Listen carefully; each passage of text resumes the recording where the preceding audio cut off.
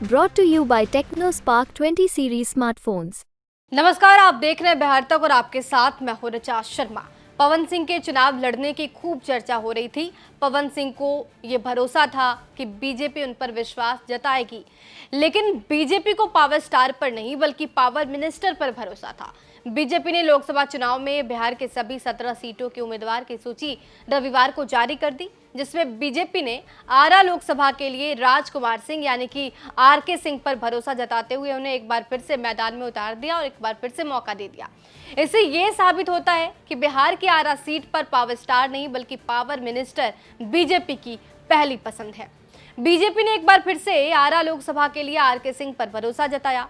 BJP ने R K Singh को लगातार तीसरी बार आरा लोकसभा सीट से टिकट दिया। हालांकि आरके सिंह ने आरा लोकसभा सीट से चुनाव लड़ने का दावा तो पहले ही कर दिया था। आरके सिंह ने 24 सितंबर को ही पटना में एक बयान में दो बातें साफ कर दी थी और ये कहा था कि वो आरा से ही चुनाव लड़ेंगे। दरअसल भोजपुरी स्टार पवन सिंह आरा लोकसभा सीट से बीजेपी के टिकट पर चुनाव लड़ना चाह रहे थे, लेकिन अब ऐसा नहीं होगा। इन सबके बीच खबर यहां तक भी चल रही थी कि पवन सिंह बिहार की किसी भी और लोकसभा सीट से चुनावी मैदान में उतर सकते हैं। जब पवन सिंह ने आसनसोल से बीजेपी का टिकट लौटाया और कुछ दिन बाद ये ऐलान किया और लिखा कि मैं अपने समाज, जनता जनार्दन और मां से किया हुआ वादा पूरा करने के लिए चुनाव लड़ूंगा। आप सभी का आशीर्वाद और सहयोग अपेक्षित है। जय माता दी। उसके बाद ये कयास लगाए जाने लगे थे कि पवन सिंह आरा लोकसभा सीट से चुनाव लड़ सकते हैं। बिहार के सियासी हलकों में चर्चा ये भी होने लगी थी कि पवन सिंह किसी भी सीट से अगर चुनावी मैदान में उतरे हैं तो इसमें कोई दो मत की बात नहीं होगी।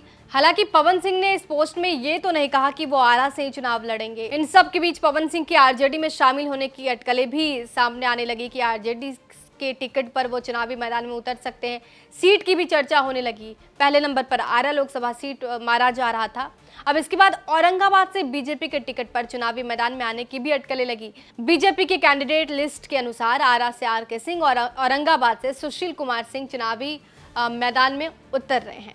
अब बिहार के पावर स्टार पवन सिंह को बीजेपी ने बिहार से आउट कर दिया। बीजेपी की सूची में पवन सिंह का नाम कहीं भी नहीं नजर आया। लिस्ट जारी होने के बाद अफवाहों का दौर अब थम गया। अब ये अंदाजा लगाया जा रहा है कि पवन सिंह आसनसोल से ही चुनाव लड़ेंगे।